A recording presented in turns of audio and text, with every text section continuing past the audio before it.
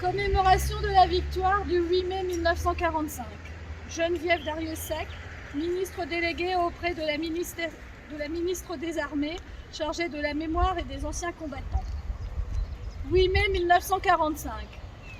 Par 2 fois, l'Allemagne a signé sa capitulation sans condition. Pour l'Europe, la délivrance est là, la guerre est finie, enfin. Après tant de souffrance et de désolation, après tant d'espérance et de lutte acharnée. Même les épreuves les plus douloureuses ont une fin. Même les tempêtes les plus dévastatrices s'achèvent. Une joie bouleversée emplit les cœurs. Les drapeaux ornent les fenêtres. Les embrassades se noient dans la liesse populaire. Derrière les larmes de joie, celles de la peine affleurent. Personne n'oublie les villes ruinées, les vies dévastées. Personne n'oublie que l'humanité a payé le plus lourd tribut de son histoire. Notre monde en fut à jamais changé. La Seconde Guerre mondiale est une rupture pour notre civilisation qui se sait encore davantage fragile et mortelle. 76 ans plus tard, reliés par notre mémoire commune et épris de la même reconnaissance, nous nous unissons par la pensée et par notre hommage pour saluer le souvenir de celles et ceux qui ont combattu et abattu le fléau nazi. Pour notre pays, rien de plus simple. Ce combat pris de nombreux visages et la victoire mille fois.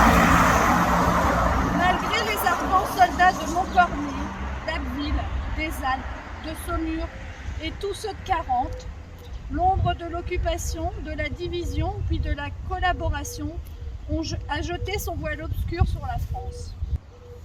Il y a 80 ans, en 1941, les flambeaux de la résistance brillaient déjà. Le flot du refus et de l'espérance montait, tandis que la répression forgeait son funeste souvenir à Châteaubriand, au camp de Souges ou au Mont-Valérien.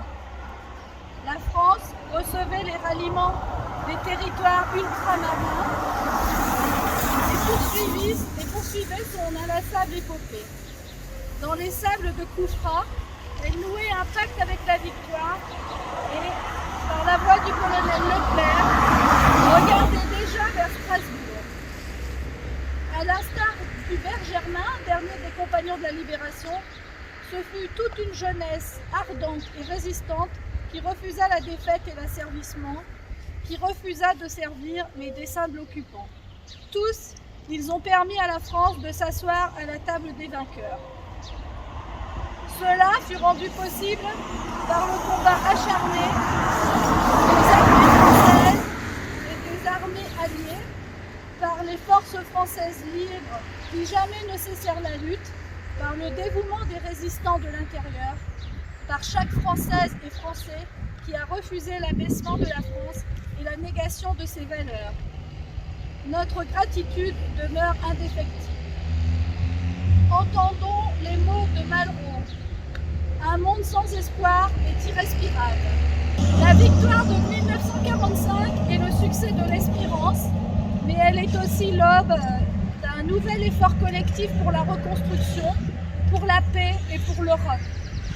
Hier comme aujourd'hui, face aux épreuves et aux crises du temps, la nation française se tient debout, résiliente et espérante.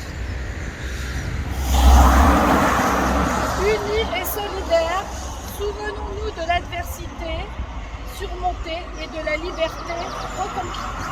Geneviève Darrieussecq.